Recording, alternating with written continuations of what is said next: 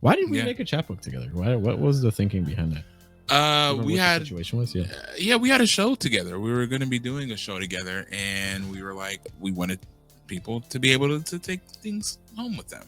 We basically just one collab. We just put poems together that were fitting of a theme, right? So it was a collab, had poems from both of us. We put them together into like a Word doc or PDF.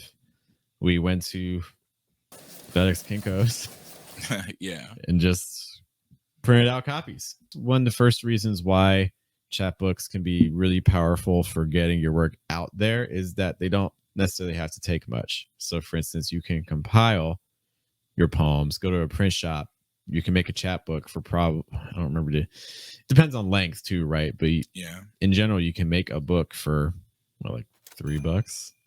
I mean, depending on length, I've seen some like for like $2.75 for like a good quality, like a fair quality. You know, it doesn't have to be, you know, incredible quality, but like something of fair quality, something that if somebody buys it, they don't feel like they're just buying like a whole bunch of sheets of paper, or they feel like they're buying an actual production, like some like some book, some production went into it. So yeah, about $2.75, $2.50, and this is probably like last year, so maybe it's costs a lot more now, press papers and stuff like that. But typically, the more that you have printed, the less you get a little bit of a deal. The more that you have printed. So I would just say, like, you know, print however much that you believe that you would have the energy and focus to sell. Yeah, so you know, so you're able to kind of get something. I mean, honestly, even if the thing costs, you know, $5 or $7, you know, but you charge $10, $11, things like that, depending on what the thing is. I mean, it's not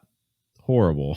The nice thing about doing it on your own is that you get a lot more control over quantity. So I think it can also make it less daunting. Like if you get like 500 chapbooks, but you only sell 10, like, you know, even if you didn't pay for them, like, what am I? I've got 490 chapbooks in my basement. You know what I mean? Yeah, but it's also like, I mean, and again, so. And this is if somebody is looking to make poetry into something that is sustainable, then we probably shouldn't be thinking, oh, we're only going to be using these at one event, right? When you go to an open mic, right? Make sure that you go on there, hey, I have a chat, like, well, if they allow you to sell your chapbooks in there. Either way, I would still mention like, hey, I have a chapbook, and then people can always approach you, but just be selling all the time because, you know, you never know when you're going to be in a situation where you could probably, you know, sell a couple chapbooks. Actually, so this is back when I had a hairline, right?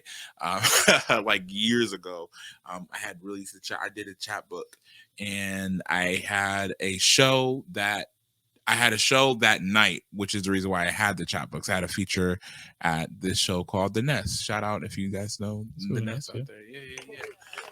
So I had a feature at The Nest, and so essentially I had made this chapbook, but I went to the barbershop before, and when I go to the barbershop before, I'm just like having conversations with people at the barbershop, like, yeah, I'm like, you know, I'm getting cleaned up, you know, I got a show later on, and they're like, oh yeah, like, yo, you got a book? So I saw like 4 books right there at the barbershop. Now I didn't get a free cut, which, you know, but did they buy your mixtape? No, I couldn't get that off, man. It was too it's too normal. Everybody's like they're expecting a mixtape. They weren't expecting it. But yeah, which is just to say that, yeah, like keep them on you, because you never know. Like people love hearing, oh, you're a poet. Oh, that's dope. Now, like, you know, depending on the situation, people like the idea. People like the idea of poetry. Start pressuring people, like somebody like, oh, you're a poet. That's cool. Yeah, you're gonna buy a book, huh? And then just shake your head with it.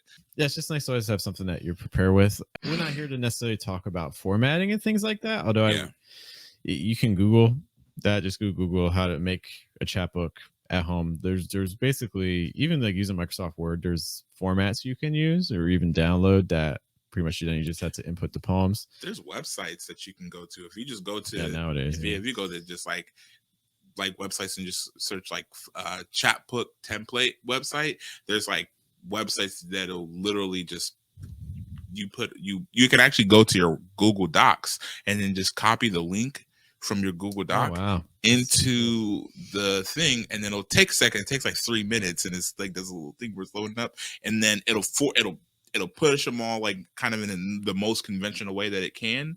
And then you kind of go through and make kind of the smaller edits, and it typically does a pretty good job. I would say that, you know, especially if you're wanting to make your poems stand out and you want to make your book stand out, then I would like individually go to each one and make sure it's formatted in the way that you want the poem to be read. Yes. So that and try to make it somewhat like as interesting. I mean, try to make it interesting.